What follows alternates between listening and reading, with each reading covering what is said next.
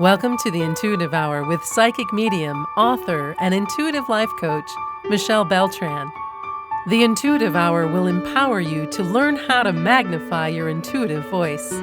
Listen in and expand your understanding of what it means to be psychic and how to awaken, amplify, and trust your inner voice. Thank you, everyone, for being with me here today. Welcome. This is the Intuitive Hour. Awaken your inner voice. All right, we're talking today all about remote viewing. What is it? How does the process begin? The goal and objective of remote viewing, and much more. And at the end of the episode today, you'll learn 12 steps to remote view on your own. All right, so to begin, what exactly is remote viewing? Essentially, it's a psychic ability or modality which allows the viewer, the remote viewer, to mentally see objects hundreds or even thousands of miles away. It's an activity where the remote viewer tunes into that object or location or event, inaccessible by normal means, regardless of time, distance, or location. How does the process begin? Well, a remote viewer is assigned a project, usually by law enforcement, a corporation, or a private person or organization, who requests a viewer to look into some past or future event, or to visit a location as it existed in the past or future. It's also used when someone wants to view or peek at something locked or hidden away. Once the remote viewer locates this object or location or event, he or she views it as if they were there, reports back what they've found in information and data and descriptors, reports that back to the individual who's hired them or contracted them. This can be something you can do professionally or on your own.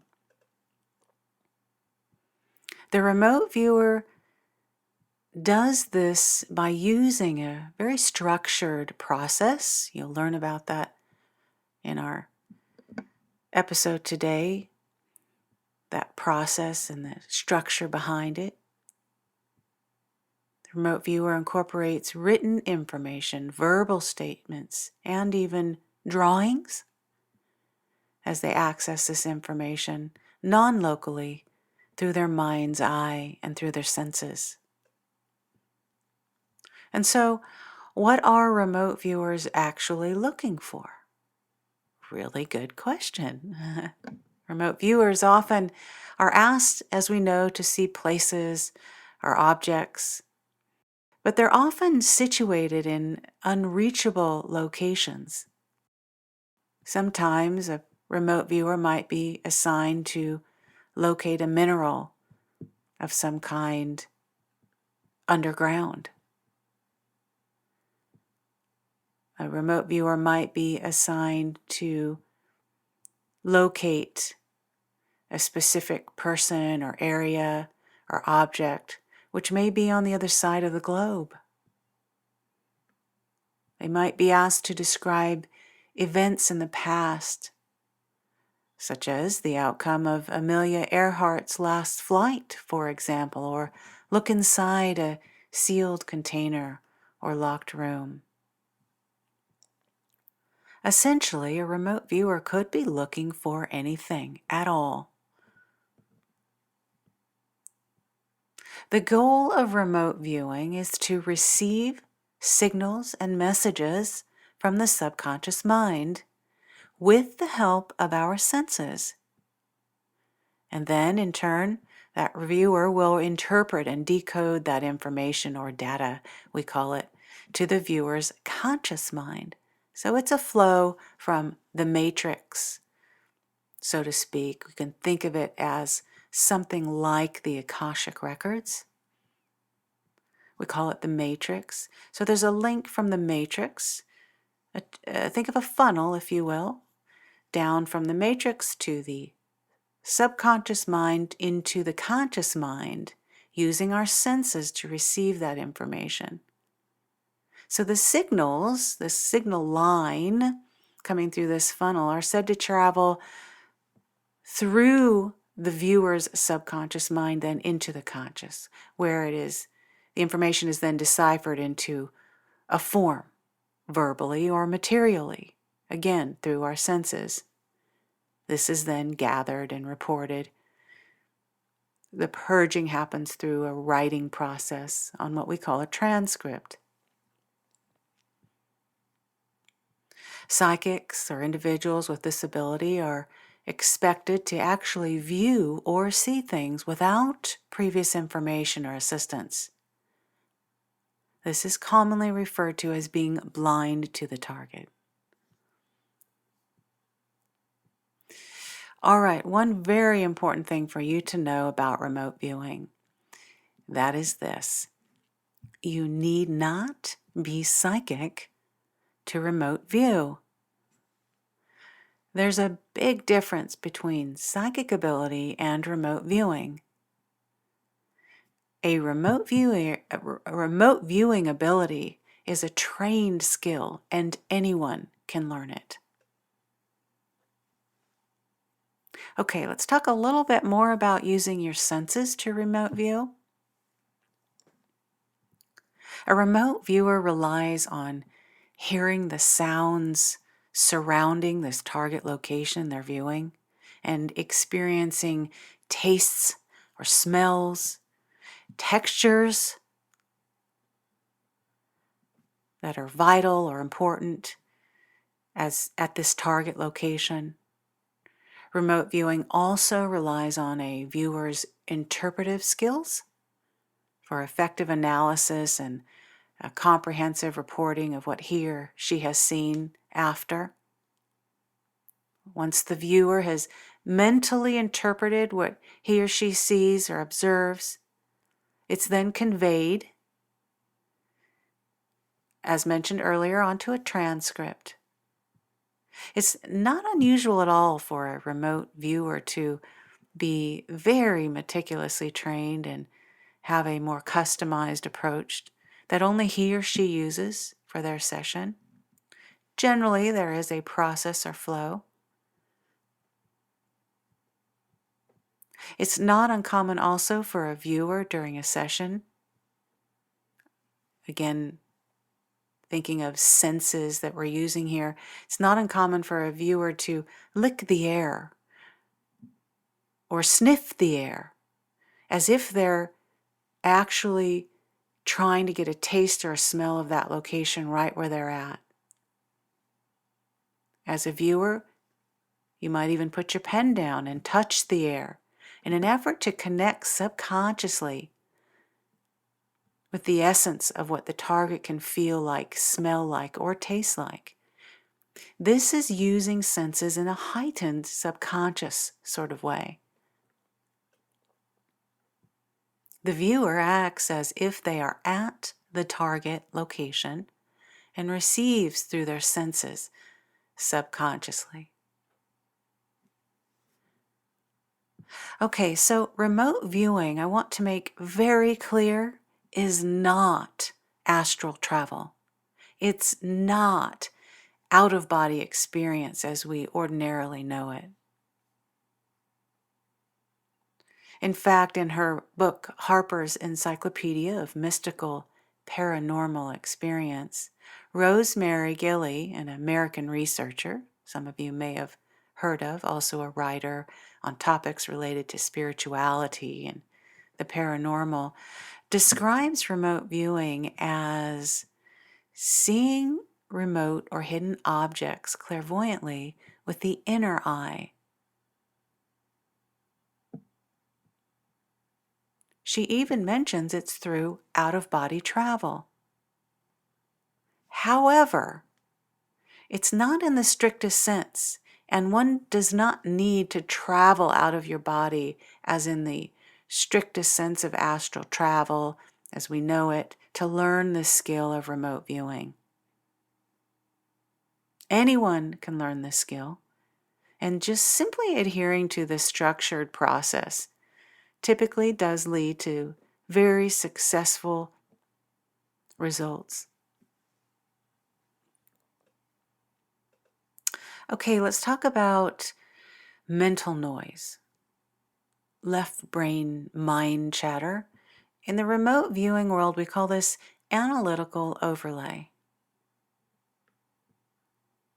So remote viewing, like all psychic abilities and modalities, requires a person, the viewer, to limit any mental noise. Again, we call this analytical overlay. We don't want any mental noise or mind chatter or left brain influence to interfere with the process of remote viewing. This requirement is the utmost of importance to a remote viewer. It's critical because mind chatter,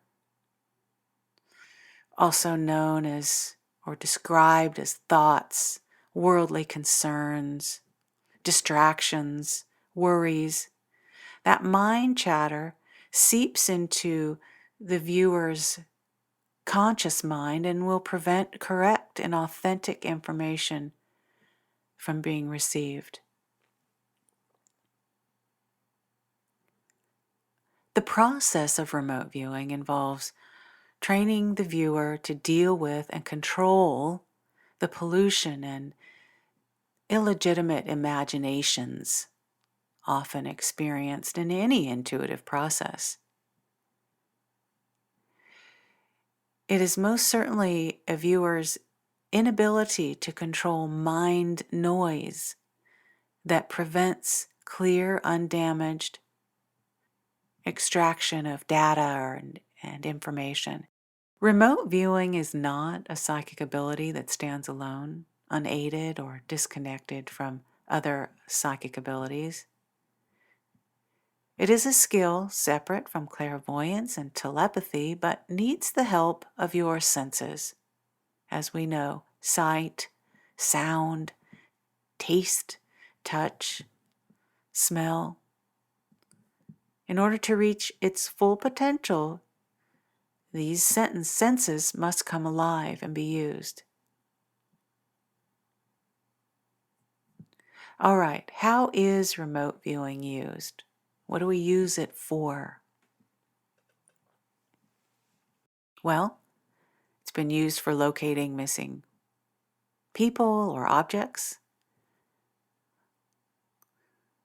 You can use remote viewing to look into your past or future. Remote viewing is used in law enforcement cases, in mining, locating unique minerals, or where water may be or oil may be. It's used in accessing information about any person, place, or thing. Viewing inside inaccessible objects, as we've mentioned earlier today, like safes or locked rooms. Remote viewing is also used to visit locations in the past. Remember, it's irrelevant of time or location, so you can go to the past, you can go to the future. Distance matters not. A person can essentially see and record any event in the past, present, or future, accessing information about any person, place, or thing. All right, let's begin the steps to remote viewing. 12 steps. We'll start with a monitor. A monitor you can think of as your remote viewing assistant. We call this, though, a monitor in the remote viewing world. This will be necessary. Find a trusted friend The most important aspect about your trusted friend or monitor is that they have a clear intention for your successful viewing of the target. It's important for them to be on board and have that same intention that you do for accessing that target location as they assign this target to you. Number 2, create a target pool. Essentially, a target pool is a series of interesting images. Choose 5 interesting images. This target pool, though, will be created by your monitor, not you. You will have no information about it. So as your monitor chooses 5 interesting images, preferably they're very unique. This is important because it will make it easier to assess and evaluate the often somewhat partial results produced by a beginning remote viewing session. The monitor may select a real-world image of a person, place, object, structure, or event. The images should be simplistic in nature, yet engaging to the viewer, to the extent that it piques their interest and or grabs their attention on a subconscious level. If you have a fear of something that's disturbing or offensive, this would not be an image that your monitor would want to select. All right, number 3, seal those images in an envelope. Your monitor should seal each image individually in an envelope and then place a random number on each envelope. You might use a random number generator for this. This random number is called your coordinate. It is the key to accessing the target with your subconscious mind. You will tune into that number as the link to the target. And naturally, you will have no information about these targets that your monitor has selected and put in the envelopes. All right, step 4, your cool down. This is the time to quiet your mind. Make an agreement with your left brain that you'll come back to all the to-dos of the day after you are complete with your remote viewing session. Ask all thought, mind chatter, concerns, distractions, and even the ego's need to get the target exactly right to leave now. Please be mindful that the most successful remote viewers have this skill of quieting their mind perfected. Above all else, achieve this space in your cool down of equanimity and a clutter-free mind before you begin. All right, step 5, beginning your session. You'll want to choose any one of the envelopes from the target pool. Have a small stack of blank white paper in front of you. Just any kind of printer paper you might put in your printer, just white paper. And a black ink pen. You want to be sitting at a desk or a table in a quiet, comfortable, well-lit space. Next, in the upper right corner of your paper, write your name. Write your full name, underneath it, the date, underneath that, the time. Next, say out loud, as you write it down, the coordinate and target number of the envelope you selected that is, of course, sitting right nearby you as you're performing your remote viewing session. Saying this out loud, we call this objectifying data in the remote viewing world. Essentially, think of it as embedding more firmly in the universal DNA and your subconscious mind your intention as you do your session. Anything we say out loud, we might feel a little silly at first, but when we say it out loud, there's a more meaning or intention to support it. This takes some practice to speak out loud your entire session. So for this first one, I'm just asking you to state the coordinate out loud. If you can, absolutely. Everything you write out during your session, also say it out loud. All right, step 6. Relax and perceive. Notice I said perceive. This means let the information come to you. Perceive or receive. Don't try to make it come. Just let it come to you. Using your senses of sight, sound, taste, touch, and smell, as we've mentioned today already, perceive the impressions that come to you.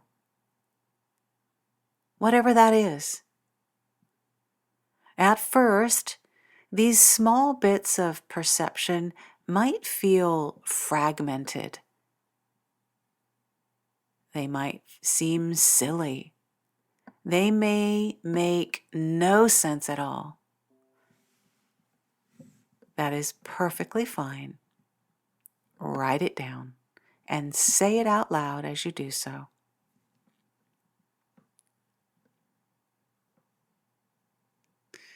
Continue to describe the impressions you have of the first target site you're working on. Do you notice subtle smells or tastes? Is there a sense it's a structure where you're at, this target location? Is there a sense it's an event or a person? Is there water here? What sounds do you hear? Chirping? Wind blowing? Cracking sounds? High-pitched sounds? Set your pen down and touch the air out in front of you. Do you feel something smooth or furry, warm or rough? Feel the temperature around you. Is it cold or hot? What's the weather like? If you look up, what do you see? If you gaze below your feet, do you feel or see anything? Is the ground muddy? Are you standing in water? You might perceive sizes, shapes, or patterns. We call these dimensionals. Write them down. Do you notice an emotional reaction to this target that you're tuning into through your coordinate number? Yes, indeed, the target can inspire emotions like joy or excitement within you. If you feel this, be sure to write it down, and all descriptors or bits of information, as inconsequential or silly as they may seem, or perhaps you don't understand them. That's okay, write them down. Don't judge or second guess the information. Just observe, perceive, and purge all impressions out on that paper, writing it out, saying it out loud. It is safe to do so. Remember, the target will rarely be what you think. Thinking is the mind, the brain at work. We are in the subconscious beyond that. Thinking is ego.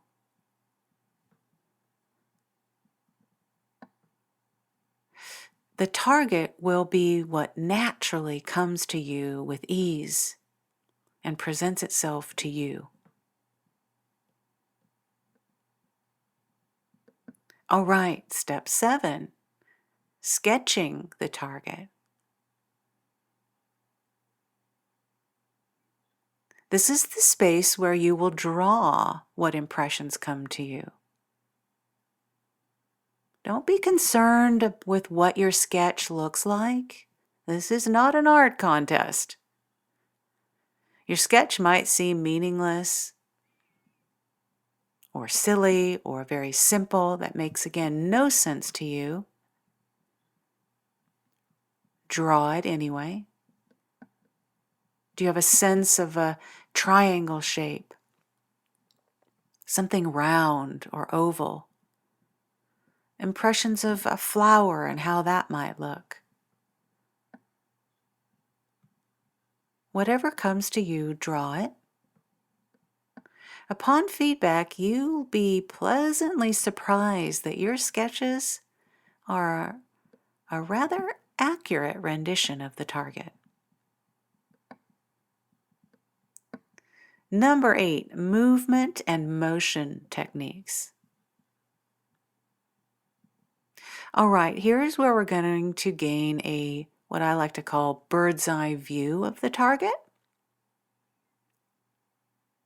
Ask your subconscious to travel or float about 100 feet or so over the target location. As you do this, what do you see from here?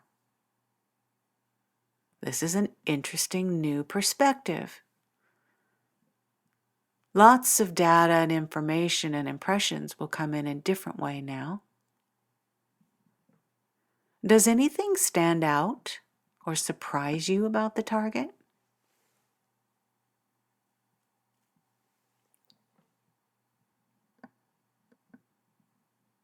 Write this down.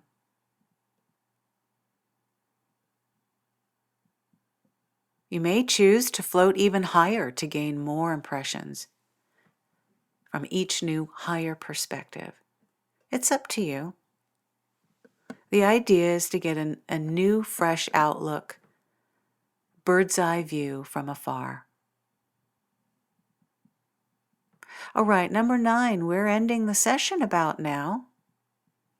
As you feel complete with your session, again, say out loud, end, and also write it down, just as you did with the coordinate. Hopefully you feel comfortable enough to verbally say out loud your entire session. If not, for now, the most important things are the coordinate and the end point. After you've written end and said it out loud, jot down the time. Your session is now complete. One way to know you are complete and the session is ready to end is that impressions no longer flow to you effortlessly. Further, if you have a sense you're searching or looking for more or waiting for more, it's time to come to an end. A session can last 10 minutes. It can last 2 hours. At these beginning stages, I would encourage you to stay around 10 to 20 minutes. Stay in that window of perceiving and receiving. Number 10, your summary. As we close here, this remote viewing session, you want to write just a brief summary about what you perceived. This is not a time to bring in new information. In fact, you might go through each of your pages that you've written this information and pull out or extract the most important perceptions and bits of information that stood out to you the most and summarize them. Again, you're not adding anything new, you're just reviewing everything you've written and summarizing those aspects that stand out most. All right, number 11, your feedback. Here's the opportunity to open that envelope and look at the image and see how you did. Take your time to really look at the sketches and dimensionals and colors and sensory information you perceived as you compare it to the image.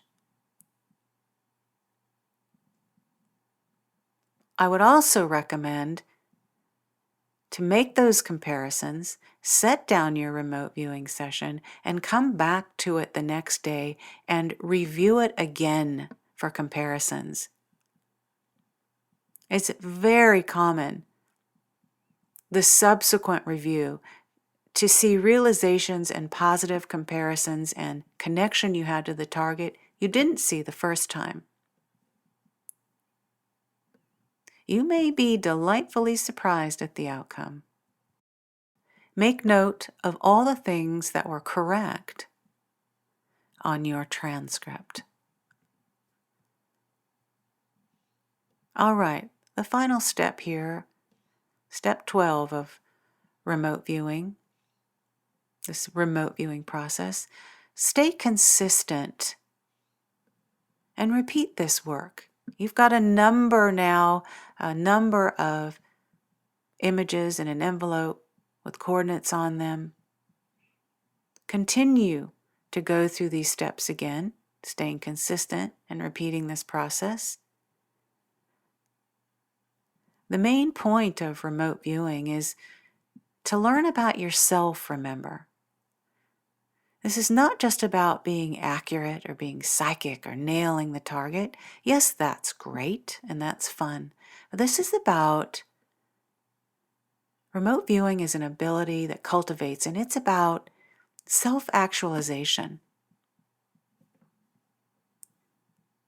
Your continued practice and your consistency matters.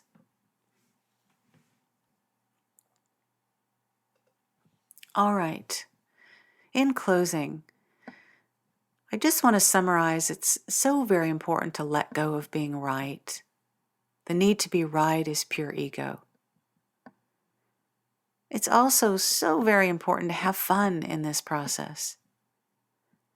This unconscious data is coming from your mind and autonomic nervous system.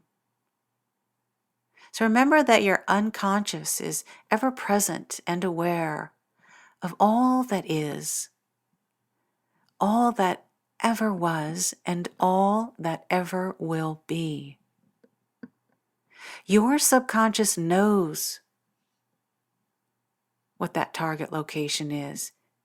It merely needs to now link with that target location.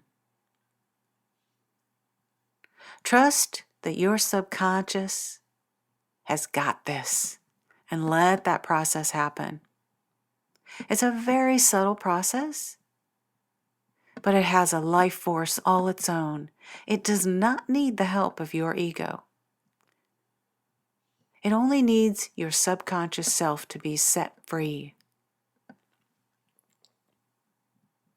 Even the very best remote viewers may not connect with the target location from time to time. So, if you didn't connect with anything in the photo or the image that you're using, it's normal and it's okay.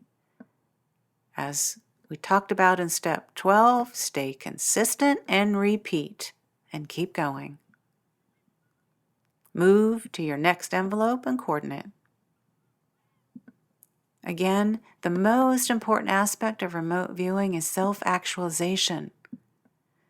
To learn about you and your mind and your subconscious mind. It's not solely about being accurate. Remote viewing is an ability you cultivate, and it grows stronger and stronger over time with your intention, practice, and consistency. All right, everyone, a wonderful episode on remote viewing I'd like to now bring to a close. If any of you have interest, you might consider my beginning controlled remote viewing course. It's available at michellebeltran.com. Also, as we come to a close, I want to invite you, if you have any questions or comments or suggestions on episodes, please reach out at mbeltran@michellebeltran.com or give us a call, 800-607-1770. All right, with that, everyone, we are complete. Once again, thank you for joining me today. I look forward to our next episode here on the Intuitive Hour. Thanks for listening to the Intuitive Hour with Michelle Beltran. If you like what you heard, please share our podcast with a friend, and be sure to visit michellebeltran.com to get Michelle's popular Develop Your Clairvoyance ebook.